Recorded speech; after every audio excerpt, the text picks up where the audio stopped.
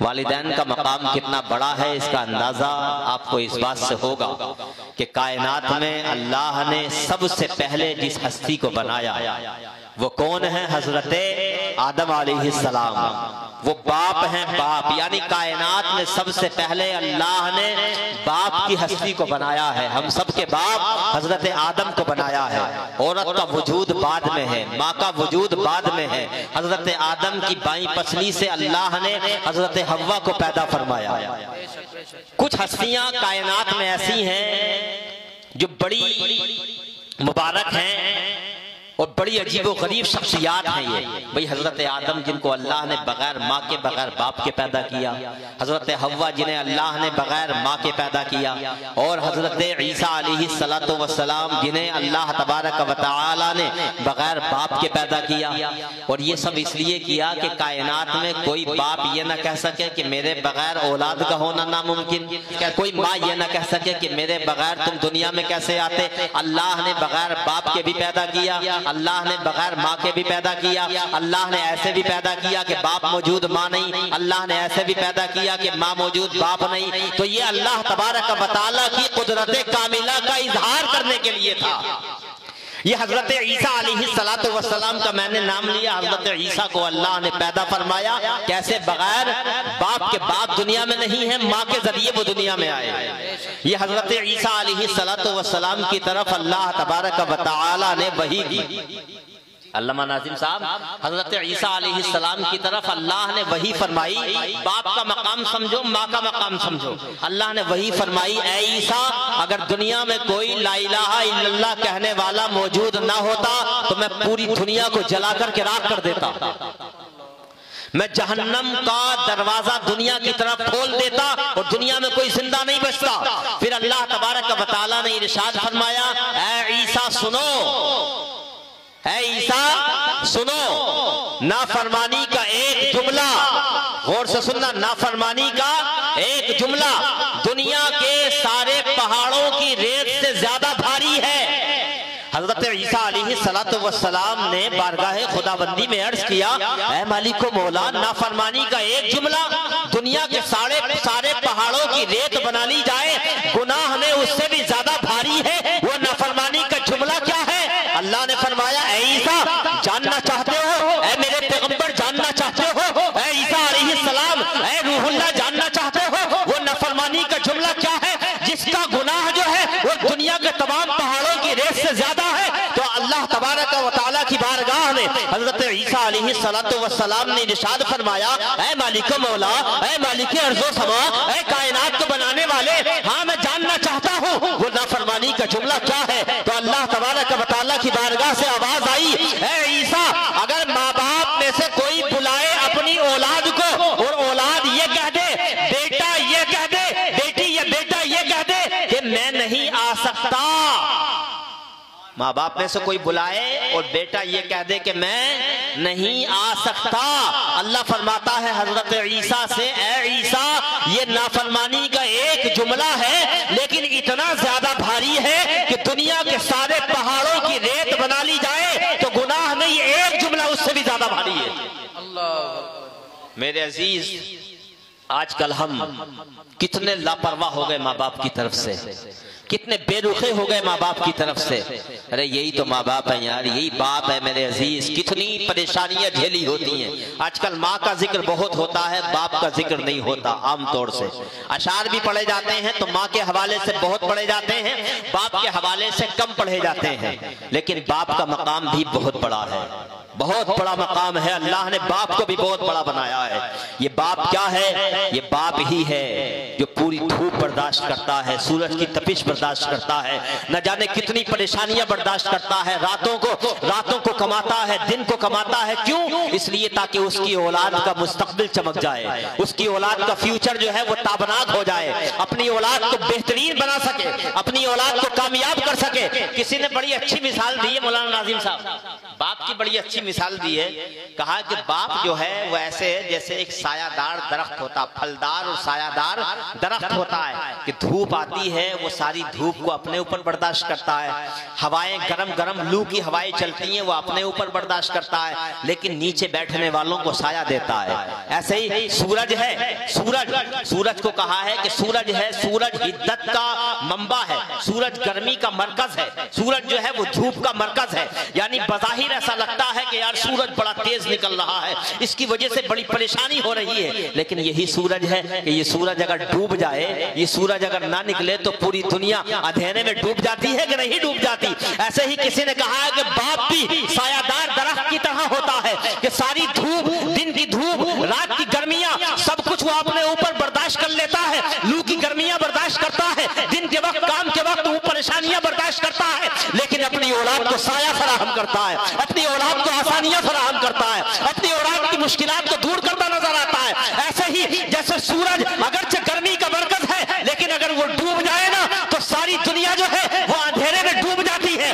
ایسے ہی یہ باپ ہے, جب تک یہ زندہ رہتا ہے, قسم خدا کی اس کی وجہ سے اس کی اولاد کی زندگی جو ہے وہ روشن رہتی ہے, لیکن باپ کا سایہ اگر سر سے اڑ جاتا ہے تو قسم خدا کی ایسا لگتا ہے کہ پوری دنیا وہ اندھیری ہو گئی ہے, سامنے اندھیری پھیل گئی ہے, میری زندگی جو ہے اب اس زندگی میں کوئی روشنی باقی نہ رہی, ایسا محسوس ہوتا ہے. یہ تو یہ جانتے ہیں, ان کے والد کا انتقال ہوا ہے, یہ جانتے ہیں کہ جب باپ دنیا سے چلا جاتا ہے نا, جب تک دنیا میں رہتا ہے ہمیں احساس نہیں ہوتا, جب تک دنیا میں رہتا ہے ہمیں اس بات کا احساس نہیں ہوتا کہ باپ کتنا اہم ہے, باپ کتنی بڑی دولت ہے. لیکن جب دنیا سے چلا جاتا ہے نا, جب اس کی آنکھیں مچ جاتی ہیں, جب اسے قبر میں دفن کر دیا جاتا ہے, میرے عزیز جب تک وہ سامنے موجود ہوتا ہے نا مرنے کے بعد بھی, تب بھی کچھ سکون رہتا ہے, لیکن جب وہ قبر میں چلا جاتا ہے نا, جب اسے دفن کر کے واپس آ جاتے ہیں, قسم خدا کی ایک بیٹے سے پوچھو, ایک بیٹی سے پوچھو, اس وقت اس کے دل پر کیا گزرتی ہوتی ہے. یہ باپ بہت بڑی دولت ہے جسے ہم سمجھتے نہیں. میرے عزیز آقا کریم صلی اللہ تعالیٰ علیہ وسلم کا دور ہے. حدیث پاک سناتا ہوں, تفسیر قرطبی میں اس واقعے کو لکھا ہے. تفسیر قرطبی میں بیان کیا گیا کہ ایک شخص نبی کریم صلی اللہ علیہ وسلم کی بارگاہ میں آتا ہے, اور آنے کے بعد اپنے بوڑھے باپ کی شکایت کرتا ہے اور کہتا ہے یا رسول اللہ صلی اللہ تعالیٰ علیہ وسلم, میرا باپ جو ہے وہ میرا مال مجھ سے پوچھے بغیر کھاتا رہتا ہے, میرا مال خرچ کرتا رہتا ہے, بہت سا مال اس نے خرچ کر دیا ہے میرا. یا رسول اللہ آپ اسے بلا کے سمجھا دیں. رسول کائنات صلی اللہ تعالیٰ علیہ وسلم نے خبر بھیجی. وہ بوڑھا تھا, بالکل چل نہیں سکتا تھا, بغیر سہارے کے وہ ڈنڈا لے کر کے نبی کریم صلی اللہ علیہ وسلم کی بارگاہ میں آ رہا ہے. اور راستے میں چونکہ عرب کی گھٹی میں جو ہے وہ اشعار پائے جاتے ہیں, وہاں اشعار بہت زیادہ پڑھے جاتے تھے, وہ راستے میں اشعار گنگنا رہا ہے. کچھ اشعار ہیں جو اپنی اولاد کے حوالے سے وہ اپنے دماغ میں جو ہے وہ اپنے دماغ میں محفوظ کر رہا ہے. اللہ اکبر, وہ اشعار پڑھتا جاتا ہے اور نبی کریم صلی اللہ علیہ وسلم کی بارگاہ میں دھیرے دھیرے قدموں سے آ رہا ہے. ادھر اللہ تبارک و تعالیٰ نے حضرت جبریل کو بھیج دیا نبی کی بارگاہ میں. حضرت جبریل امین جو سید الملائکہ ہے, جو فرشتوں کے سردار ہیں, وہ نبی کی بارگاہ میں آتے ہیں اور کہتے ہیں یا رسول اللہ, وہ جو بوڑھا آ رہا ہے نا, جس بوڑھے کو آپ نے بلانے کے لیے بھیجا ہے, یا رسول اللہ وہ بوڑھا کچھ اشعار اپنے دماغ میں بسا کر کے آ رہا ہے. یا رسول اللہ جب وہ بوڑھا آپ کے پاس آ جائے نا تو اس سے بعد میں بات کرنا, پہلے اس سے کہنا کہ تیرے بیٹے کی شکایت پر بات بعد میں ہوگی, پہلے جو شعر تو نے راستے میں گنگنائے ہیں, تو نے اپنے شعر پہلے دماغ میں جو اشعار بسائے ہیں, اے بوڑھے پہلے وہ اشعار سنا دے. میرے عزیز وہ عربی میں اس نے اشعار کہے تھے, اس کے جو جذبات تھے ان جذبات کو اردو زبان میں پورے طریقے سے ادا نہیں کیا جا سکتا, لیکن اس نے جو اشعار کہے تھے میں مختصر ان کا تعارف بتاتا ہوں. وہ اشعار کہتا ہے, ان کا مطلب ہے, وہ کہتا ہے اے میرے بیٹے جب تو پیدا ہوا تھا نا تو میری محنت کا آغاز اسی دن سے شروع ہو گیا تھا. اے بیٹے جب تو کھاتا نہیں تھا تو تیرے ماں باپ بھی کھاتے نہیں تھے. اے بیٹے جب تو رات کو سوتا نہیں تھا تو ہمیں نیند نہیں آتی تھی. اے بیٹے جب تو رات کو بیمار ہو جاتا تھا تو ہم تجھے کبھی کسی ڈاکٹر کے پاس لے کے جاتے تھے, کبھی کسی طبیب کے پاس لے کے جاتے تھے, کبھی کسی حکیم کے پاس لے کے جاتے تھے. اے بیٹے پوری رات گزر جاتی تھی لیکن تیری بیماری کی وجہ سے ہم سو نہیں پاتے تھے. اے بیٹے تیری زندگی کو بہتر بنانے کے لیے وہ بوڑھا کہہ رہا ہے, وہی تصور کرو मदीने का कि नबी का दरबार लगा है और वो बूढ़ा आया है और बूढ़ा वो अशार सुना रहा है, वो बेटा भी पास में खड़ा है। अल्लाह अकबर। वो बूढ़ा कहता है, बेटे जब तू रात को सोता नहीं था तो हम सोते नहीं थे।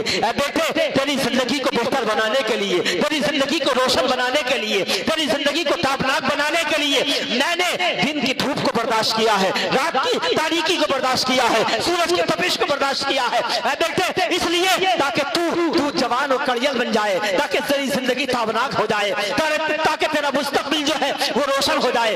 बेटे ये सब कुछ मैंने तेरे लिए किया है और कोई मकसद नहीं था बेटे। लेकिन जब मैं बूढ़ा हुआ हूँ, अब मैं बूढ़ा हो गया, अब मुझ में चलने की ताकत नहीं है, अब मेरे हाथों में काम करने की ताकत नहीं है बेटे। बूढ़ा होने के बाद मेरे दिल में आरज़ू आई थी, मेरे दिल में ऐसा ये तसव्वुर पैदा हुआ था कि अब मैं बूढ़ा हो गया हूँ, मेरा बेटा जवान हो गया है, वो बिल्कुल कड़ियल जवान हो गया है, वो तनावर दरख्त बन गया है, वो सायादार दरख्त बन गया है, वो फलदार दरख्त बन गया है। मैंने ये सोचा था क्या बेटे अब मैं कुछ घड़ियां जो है वो तेरे सुकून में गुजार लूंगा, तू मुझे घर फराहम करेगा, तू मुझे साया फराहम करेगा, तू मुझे फल फराहम करेगा बेटे। अब तू मेरे सुकून का जरिया बनेगा। लेकिन अब बेटे आज तो मेरा दिल टूट ही गया है, आज तो मेरा दिल शिकस्त हो गया है, आज तो मेरा दिल मुस्तरिब हो गया है, आज तो मेरी आंखों से आंसू बहने लगे हैं बेटे। मैंने तो सोचा था तू मेरे सुकून का जरिया बनेगा, लेकिन जैसे ही तू जवान हुआ है तेरे तो तेवर बदल गए हैं, तेरा तो अंदाज बदल गया है, तेरा तो लहजा बदल गया है बेटे, तेरा तो सब कुछ बदल गया है बेटे। एक नौकर भी होता है तो नौकरी में उसे एक रोटी खाने के लिए दे दी जाती है बेटे। तू मुझे नौकर समझ ले।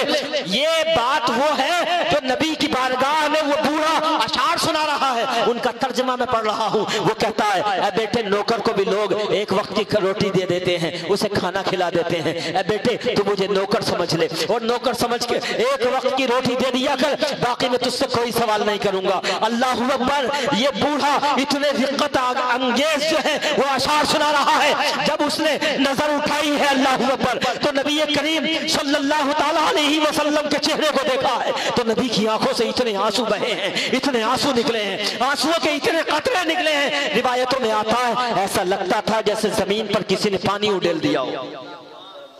इतना खतरनाक मंजर। नबी रो रहे हैं और नबी रोते हुए उठे हैं। अब कोई बात उन्होंने बूढ़े से नहीं कही है, बल्कि उठे हैं और उस नौजवान का गिरेबान पकड़ा है। उसका गिरेबान पकड़ के नबी कहते हैं, ऐ नौजवान सुन ले, तू और तेरा माल, तेरा घर, ये सब कुछ तेरे बाप का है, अपने बाप का ख्याल रख। अल्लाह अकबर। तो मेरे अजीज बाप का मकाम बहुत बड़ा है, हम समझते नहीं है, हम जो है सोचते नहीं है। मेरे अजीज नबी करीम सल्लल्लाहु अलैहि वसल्लम ने तिर्मिज़ी शरीफ की हदीस में इरशाद फरमाया कि अल्लाह तबारक व तआला की खुशनुदी वालिद की खुशनुदी में है, रिदा रब्बी फी रिदल वालिदी, अल्लाह ताला की रजामंदी वालिद की रजामंदी में। आगे नबी ने फरमाया और अल्लाह तबारक व तआला की नाराजगी वालिद की नाराजगी में है। एक हदीस पाक में नबी करीम सल्लल्लाहु अलैहि वसल्लम ने इरशाद फरमाया कि ये बाप जो है ना, बाप अल वालिदु औसतुल जन्नह औसतु बाबिल जन्नह, कि बाप जो होता है वो जन्नत का दरमियानी दरवाजा होता है। समझ रहे हैं ना आप? ये नहीं यही सुनो कि माँ के कदमों तले जन्नत है। बाप के बारे में हुजूर ने फरमाया दरमियानी दरवाजा। समझे दरमियानी दरवाजे का मतलब? दरमियान वाला जो गेट होता है वो सबसे मैन होता है, सदर दरवाजा होता है, जिसे मैन गेट कहा जाता है। तो जो जन्नत माँ के कदमों तले है ना, उस जन्नत का मैन गेट और सदर दरवाजा जो है ना वो बाप है। बाप को नाराज करके सिर्फ माँ की खिदमत करते रहो, बाप का ख्याल मत करो, मेरे अजीज जन्नत नहीं मिलेगी। इसलिए कि मैन गेट जो है वो सदर दरवाजा जो है जन्नत का वो बाप है। बाप याद रखना मेरे अजीज। तो बाप का मकाम बहुत बुलंद है। अब इनके वालिद दुनिया से चले गए, ये अब हम भी कुछ नहीं कर सकते, आप भी कुछ नहीं कर सकते। मौत जो है वो मुकद्दर है। आज वो गए हैं, कल आप जाएंगे। आज आप किसी की आंखें बंद कर रहे हैं, आप आज किसी को गुस्ल दे रहे हैं, आप आज किसी का जनाजा उठा के लेके जा रहे हैं। मेरे अजीज ये कल सब कुछ तुम्हें भी पेश आने वाला है। कल तुम्हारी भी कोई आंखें बंद कर रहा होगा, कल तुम्हें भी कोई गुस्ल दे रहा होगा, कल तुम्हें भी कोई कब्र के हवाले कर रहा होगा, कल कोई तुम्हारा जनाजा भी अपने कांधों पे लेके जा रहा होगा। ये सब कुछ पेश आना है। दुनिया में कोई भी आया हमेशा रहने के लिए नहीं आया। मेरे अजीज हमने देखा है बड़े बड़े बादशाह आए हैं, बड़े बड़े सुल्तान आए हैं, बड़े बड़े पहलवान आए हैं, सिकंदर भी आया है इस दुनिया में। कसम खुदा की वो بچھانے والے الگ تھے، جن کے پیچھے چلنے والے الگ تھے، جن کے آگے چلنے والے الگ تھے، اور جن کے عیش و آرام کا انتظام کرنے والے الگ تھے. لیکن آج قسم خدا کی وہ بڑے بڑے لوگ اپنی قبروں میں پڑے ہوئے ہیں. آج نہ کوئی غلام ہے، نہ کوئی آقا ہے، نہ کوئی گرم گرم بستر بچھانے والا ہے، نہ کوئی نرم نرم بستر بچھانے والا ہے. آج کوئی نہیں ہے. آج اگر قبر میں کچھ کام آ رہا ہے تو وہ ہے والد کو خوش کرنا کام آ رہا ہے، والدہ کو خوش کرنا کام آ رہا ہے، والدین کا احترام کرنا کام آ رہا ہے. آج نمازیں پڑھنا کام آ رہا ہے، آج روزہ رکھنا کام آ رہا ہے. وہ کسی نے کہا ہے نا میرے عزیز، دلا غافل نہ ہو یکدم، یہ دنیا چھوڑ جانا ہے. دلا غافل نہ ہو یکدم، یہ دنیا چھوڑ جانا ہے. بغیچے چھوڑ کر خالی زمین اندر سمانا ہے. نعرہ تکبیر، نعرہ رسالت، مسلکی اعلیٰ حضرت، فیضانی اعلیٰ حضرت، جلسہ ایصال ثواب. ماشاءاللہ ماشاءاللہ. میرے عزیز یاد رکھو، اب چونکہ ماں موجود ہے، باپ تو چلے گئے، ماں موجود ہے. ماں کے ساتھ کیسا سلوک کرنا ہے، ماں کو کیسا سمجھنا ہے. ایک بات یاد رکھو، ماں کا مقام یقیناً شریعت میں زیادہ ہے. اعلیٰ حضرت امام اہل سنت فاضل بریلوی علیہ رحمت و رضوان کو اللہ نے ایسی شان عطا فرمائی کہ جو سوال جس انداز میں کرتا تھا ویسے ہی جواب دیا جاتا تھا. ایک شخص نے سوال کیا کہ والدین کے بارے میں بتائیں، تو اعلیٰ حضرت نے فرمایا، یعنی اس نے یہ پوچھا تھا کہ کس کا مقام و مرتبہ زیادہ ہے، تو اعلیٰ حضرت فرماتے ہیں خدمت کے اعتبار سے ماں زیادہ ہے اور تعظیم کے اعتبار سے باپ زیادہ ہے. یہ بات ہمارے سمجھ میں نہیں آتی نا، تو آپ سمجھ لیں، خدمت کے اعتبار سے ماں زیادہ اور تعظیم کے اعتبار سے باپ زیادہ. تعظیم باپ کی زیادہ کی جائے گی. ماں کے لیے ایک بار کھڑا نہ بھی ہوا، اگر باپ آیا تو بیٹا بیٹھا ہے تو فوراً کھڑا ہو جائے، لیٹا ہے تو اٹھ جائے. اور خدمت کے اعتبار سے زیادہ ہونے کا مطلب ہے، اعلیٰ حضرت فرماتے ہیں کہ اگر آپ کے پاس 100 روپے ہیں اور آپ کی ماں بھی مانگ رہی ہے اور باپ بھی مانگ رہا ہے، تو آپ 75 روپے ماں کو دیں گے اور 25 روپے باپ کو دیں گے. یعنی چونکہ خدمت اس لیے زیادہ، چونکہ ماں نے پریشانیاں زیادہ جھیلی ہیں، مشکلات زیادہ جھیلی ہیں، تکلیفیں بہت زیادہ آئی ہیں ماں کو. اتنا بڑا مقام ہے ماں کا.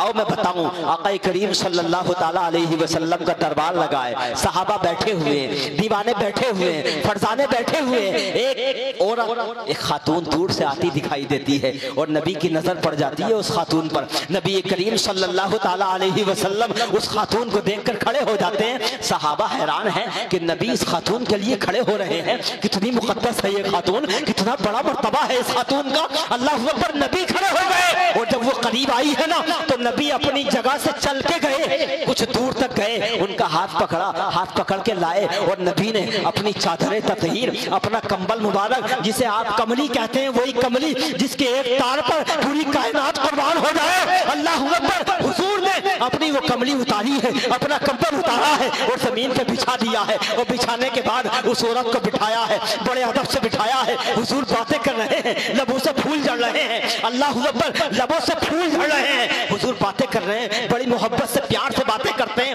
کچھ دیر تک باتیں کرتے ہیں. اس کے بعد وہ عورت کہتی ہے یا آپ مجھے جانے کی اجازت دیجیے. حضور کہتے ہیں تھوڑی سی دیر اور بیٹھے. حضور اپنے گھر میں جاتے ہیں، کھانے پینے کا ساز و سامان حضرت عائشہ سے ام المومنین سے لاتے ہیں اور لا کر کے کچھ دور تک اس عورت کو لکھا کے آتے ہیں، کچھ دور کر کے آتے ہیں اور اس کے بعد واپس آ جاتے ہیں. صحابہ حیران ہیں، صحابہ پریشان ہیں کہ اتنی مقدس خاتون کون ہے یہ خاتون. نبی کی بارگاہ میں دست بستہ عرض کرتے ہیں، ہاتھ باندھ کے کھڑے ہو جاتے ہیں. یا رسول اللہ، آپ کی عظمتوں پر ہمارے ماں باپ قربان ہو جائیں. یا رسول اللہ، یہ تو بتائیں کہ یہ مقدس خاتون کون ہے، یہ اتنی عظمتوں والی خاتون کون ہے کہ آپ ساری کائنات کے مرکز عقیدت ہونے کے بعد آپ اس خاتون کے لیے کھڑے ہوئے، آپ نے اپنے کمبل مبارک کو اس کے لیے بچھا دیا. یا رسول اللہ، یہ خاتون کون ہے؟ تو نبی فرماتے ہیں، اے میرے صحابہ، اے میرے دیوانوں، اے میرے مستانوں، اے فرزانوں، جاننا چاہتے ہو یہ خاتون کون ہے؟ سمجھنا چاہتے ہو یہ عورت کون ہے؟ جاننا چاہتے ہو یہ آنے والی عورت کون ہے؟ صحابہ کہتے ہیں یا رسول اللہ ہم جاننا چاہتے ہیں. حضور نے فرمایا، لب کھلے حضور کے، اللہ اکبر، لب کھلے اور حضور فرماتے ہیں، اے میرے صحابہ، یہ آنے والی عورت کوئی عام عورت نہیں ہے، یہ کوئی عام خاتون نہیں ہے، بلکہ یہ مجھے دودھ پلانے والی میری ماں حضرت حلیمہ سعدیہ ہے. سبحان اللہ، حلیمہ سعدیہ ہے. حلیمہ سعدیہ کون ہے؟ حلیمہ سعدیہ حضور کی سگی ماں نہیں ہے. सगी माँ हुजूर की नहीं है बल्कि रज़ाई माँ है, दूध पिलाने वाली। यानी आदमी अगर बचपन में दूध पीने के ज़माने में किसी का दूध पी ले तो वो उसकी रज़ाई माँ बन जाती है। आजकल तो पता भी नहीं होता हमने बचपन में किसका दूध पिया था, लेकिन ये हुजूर हैं, हुजूर की अज़मतों को सलाम, हुजूर की रिफ़ातों को सलाम, हुजूर की बुलंदियों को सलाम, हुजूर की अज़मतों को सलाम। अल्लाहु अकबर। हुजूर ने अपनी रज़ाई माँ का एहतराम करके क़यामत तक आने वाले इंसानों को बता दिया, ऐ लोगों देखो ये मेरी सगी माँ नहीं है, ये तो रज़ाई माँ है। अरे अगर मैं रज़ाई माँ का इतना एहतराम कर रहा हूँ कि अपनी चादर तकरीर को इनके लिए जमीन पर बिछा दिया है, तो अगर मेरी सगी माँ, वो माँ जिसे तय्यबा कहा जाता है, वो माँ जिसे ताहिरा कहा जाता है, वो माँ जिसे पाकीज़ा कहा जाता है, वो माँ जिसे आमिना कहा जाता है, अल्लाहु अकबर, अगर वो मेरी माँ आमिना होती तो मैं कितना एहतराम करता, उनका कितना अदब करता। कसम खुदा की, हजरत आमिना से हुजूर इतनी मोहब्बत फरमाते कि जब उनका इंतकाल हो गया, हुजूर कभी कभी उनकी कब्र पे जाते, सहाबा कहते हैं जब हुजूर उनकी कब्र पे जाते ना तो इतना रोते अपनी माँ की याद में कि जमीन ऐसे हो जाती जैसे किसी ने पानी उड़ेल दिया हो, इतना रोते। तो हुजूर ने हमें सिखाया है माँ बाप का एहतराम। मेरे अजीज बहुत बड़ा मकाम है, कुछ देर और मेरे अजीज बहुत बड़ा मकाम है। मैंने आयत करीमा पढ़ी थी, थोड़ी सी तशरीह आयत करीमा की, आयत करीमा पढ़ी मैंने, वक़ज़ा रब्बुका अल्ला ताबुदू इल्ला इय्याहु व बिल वालिदैनि इहसाना। अल्लाह फरमाता है इबादत सिर्फ अल्लाह की, उसके अलावा किसी के सामने सर नहीं झुकाया जाएगा, वालिदैन के साथ हुस्न सलूक से पेश आओ।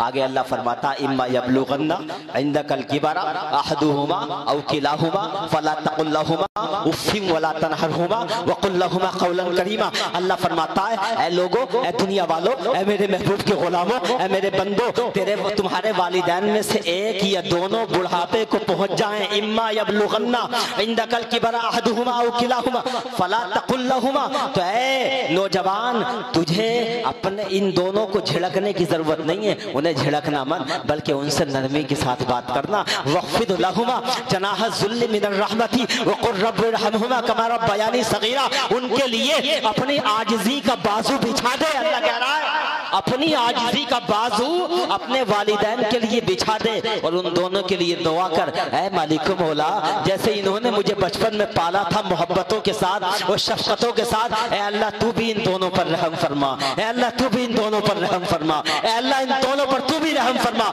मेरे अजीज मैं बताना ये चाहता हूँ, आयत करीमा में कहा गया माँ या बाप दोनों में से एक या दोनों बुढ़ापे को पहुंच जाए। मैं सोचने लगा कि बुढ़ापे की कैद क्यों लगाई। भाई माँ बाप का एहतराम जवानी में भी ज़रूरी है, बुढ़ापे में भी ज़रूरी है। बुढ़ापे की कैद इसलिए लगाई कि चूंकि जब जवान होता है ना बाप, वो कमा करके लाता, उसके हाथों में ताकत होती है, उसके पैरों में ताकत होती है, तो राजी गैर राजी औलाद को अपने माँ बाप की फर्माबरदारी करनी पड़ती है, बात माननी पड़ती है। लेकिन चूंकि बुढ़ापा बड़ा आजमाइश भरा होता है, बुढ़ापा जब आता है ना, जब बाप के पैरों में ताकत नहीं होती, जब उसके हाथ में ताकत नहीं होती, जब वो चलने के काबिल नहीं रहता, जब वो कमाने के काबिल नहीं रहता, जब बुढ़ापा आता है बड़ा मुज़महिल होता है, बड़ा परेशान कुन होता है ये बुढ़ापा। अल्लाहु अकबर। तो नेक बख्त औलाद भी आजमाइश में मुब्तला हो जाती है, क्योंकि जब बुढ़ापा आता है ना इंसान का, तो उसकी अक्ल जो है ना, उसका जो दिमाग है वो बचपन की तरफ चला जाता है। वो कहते हैं ना, आप लोग कहते हैं कि बुढ़ापा बचपना लाता है, बुढ़ापा बचपना लाता, तो उसका यही मतलब होता है कि बुढ़ापे में इंसान की अक्ल, जैसे आप कहीं जा रहे हैं, हमारे दादा थे, हमारे दादा, तो मैंने देखा उन्हें, उनकी 120 साल की उम्र हुई थी। जब हम कहीं बाहर जाते तो पूछते कि बेटा कहाँ जा रहे हो, एक बार जवाब दे दिया अब्बा जान बाजार जा रहे हैं। थोड़ी देर बाद फिर नजर आ गए तो फिर पूछा उन्होंने बेटा कहाँ जा रहे हो, तो अगर 10 बार भी नजर आए तो 10 बार पूछा कि बेटा कहाँ जा रहे हो। तो ऐसे वक्त में कभी कभी फर्मा बरदार बेटा भी आजमाइश में मुब्तला हो जाता है कि अब्बा जान बार बार पूछते हो, जवाब दे तो दिया एक बार, तुमने मेरा दिमाग खा लिया। तो अल्लाह ताला फरमाता है बेटे अगर ऐसे वक्त में भी तेरा पैमाना सब्र लबरेज हो जाए ना, अगर ऐसे वक्त में भी तुझे गुस्सा आने लगे, अगर ऐसे वक्त में भी तेरा गुस्सा जो है वो बढ़ने लगे, तेरी आवाज तेज होने लगे, तो अल्लाह ताला का फरमान याद कर लेना, फला तकुल लहुमा उफ्फिन वला तनहरहुमा। तुझे ऐसे वक्त में भी अपने बाप से या अपनी बूढ़ी माँ से उफ भी कहने की इजाजत नहीं है, उन्हें झड़कने की इजाजत नहीं है। میرے عزیز جب بوڑھا ہوتا ہے نا تو کیا ہوتا ہے، کبھی کبھی ایسا ہوتا ہے آپ کہیں گے بوڑھے باپ سے ابا جان جو ہے وہ سردی میں مت لیٹنا، باہر اوس پڑ رہی ہے وہاں مت لیٹنا، تو بوڑھا آدمی ہوتا ہے وہ ضد کر لیتا نہیں مجھے تو اوس میں لیٹنا ہے، مجھے تو باہر لیٹنا ہے۔ آپ کہیں گے چاول مت کھانا، بوڑھا کہے گا نہیں مجھے تو چاول کھانے ہیں، ایسا ہوتا ہے، یعنی وہ ضد کر لیتا ہے۔ نعرہ رسالت مسلکی اعلیٰ حضرت فیضان اعلیٰ حضرت محترم الیاس رضا صاحب اللہ کھٹیمہ، نعرہ تکبیر، نعرہ رسالت۔ آپ حضرات بیٹھ جائیں آپ لوگ بیٹھ جائیے گا ماشاءاللہ۔ کرسی دے دو ایک لیکن بھائی اوپر ادھر سے آ جائے گا، ادھر سے آ جائے گا انشاءاللہ آئیے، ارے کرسی رکھ دینی چاہیے چڑھنے کے لیے۔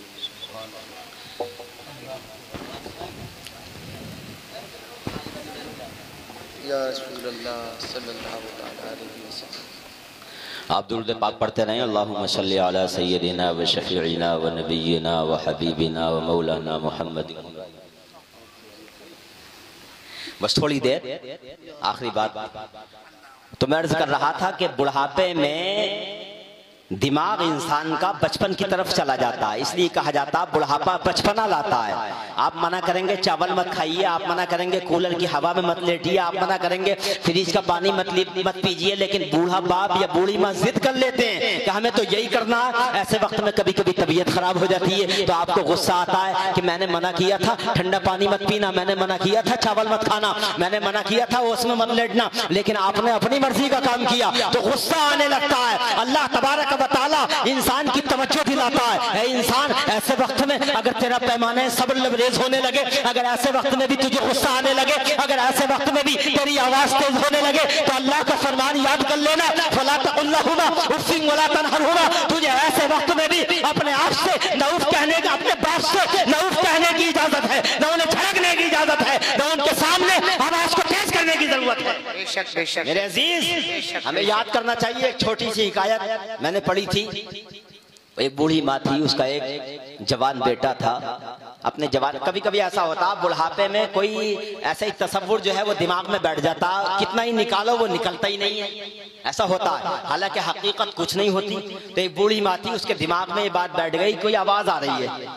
جوان بیٹے سے پوچھا بیٹا یہ آواز کیسی آ رہی ہے؟ بیٹے نے کہا ماں اما جان آواز تو کیسی نہیں آ رہی۔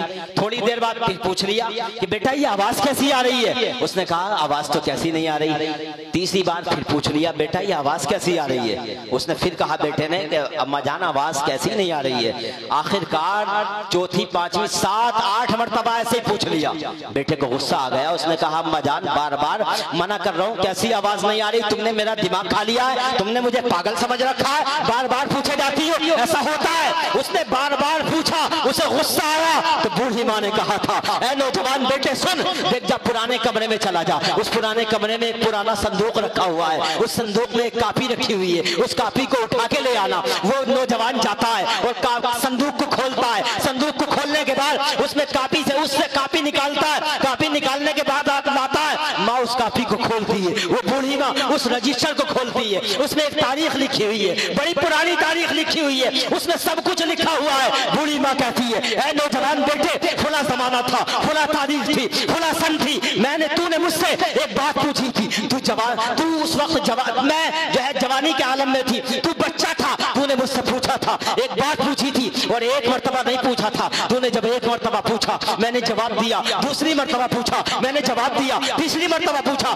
میں نے جواب دیا۔ اے بیٹے جیسے جیسے تو پوچھتا جاتا تھا میری محبت بڑھتی جاتی تھی، میں تیری پیشانی کو چوم چوم کے جواب دیتی جاتی تھی۔ اے بیٹے میں نے تو تجھ سے 7 مرتبہ پوچھا ہے، لیکن تو نے ایک ہی بات کو مجھ سے 70 یا 80 مرتبہ پوچھا تھا، مجھے غصہ نہیں آیا تھا۔ اے بیٹے ذرا موازنہ تو کر اپنی محبت کا اور میری محبت کا، ابھی تو میں نے 7 مرتبہ نہیں پوچھا ہے، تجھے غصہ آ گیا ہے۔ تو میرے عزیز جب تمہیں اپنے ماں باپ پہ غصہ آیا کرے نا تو اپنے بچپن کو یاد کیا کرو، یار یہی بچپن تھا نا، کون تھا یار جب تم بچپن میں آئے تھے، کون تھا جب تم ماں کے پیٹ میں آئے تھے تو کتنی چیزوں کو اور اللہ کی کتنی نعمتوں کو ماں نے صرف اس لیے چھوڑ دیا تھا کہ کہیں تمہیں نمونیا نہ ہو جائے، کہیں تمہاری طبیعت خراب نہ ہو جائے۔ میرے عزیز جب تم دنیا میں آئے تھے نا تو کون تھا یار، تم چلنا بھی نہیں جانتے تھے، تم بولنا بھی نہیں جانتے تھے، تم کھانا بھی نہیں جانتے تھے، ارے یہی تو ماں تھی، یہی تو باپ تھا جو تمہیں انگلیاں پکڑ پکڑ کے چلاتا تھا، तुम्हें बोलना सिखाता था, यही माँ थी जो अपना खून जिगर पिला पिला के तुम्हें बड़ा करती थी। इसलिए मेरे अजीज अपने बचपन को याद किया करो जब माँ बाप पे गुस्सा आया करे तो। ये बहुत बड़ी नेमत है, इनकी कदर करो। जिनके वालिदैन दुनिया से चले गए वो अपने वालिदैन की कब्रों पे कम से कम हफ्ते में एक बार तो जरूर जाएं, जुमेरात ये जुमे को, और उनके इसाले सवाब के लिए दुआ किया करें। और जिनके माँ बाप जिंदा हैं वो उनका ख्याल रखें, बूढ़े हो गए तो उनकी खिदमत भी करें और उनके लिए रब तबारक व तआला की बारगाह में ये दुआ भी करें, अल्लाहुम्मा रब्बिरहुमा कमा रब्बयानी सगीरा। ऐ अल्लाह तू उन दोनों पर रहम फरमा जैसे इन दोनों ने मुझे मोहब्बतों और शफकतों के साथ बचपन में पाला था। मेरे अजीज माँ बाप की अगर खिदमत की है ना तो ये रायगा नहीं जाएगी, दुनिया में भी फायदा मिलता है, आखिरत में भी फायदा मिलता है। इसका बहुत कुछ बताता लेकिन चूंकि वक्त बहुत कम है, अल्लाह ताला हम सबको अमल की तौफीक अता फरमाए। जिनके वालिदैन दुनिया से चले गए अल्लाह ताला उन सब की मगफिरत फरमाए, जिनके वालिदैन जिंदा हैं अल्लाह ताला उन सब का साया हम सब के सरों पर दराज फरमाए। वमा अलैना इल्लल बलागुल मुबीन। अस्सलामु अलैकुम व रहमतुल्लाहि व बरकातुहू।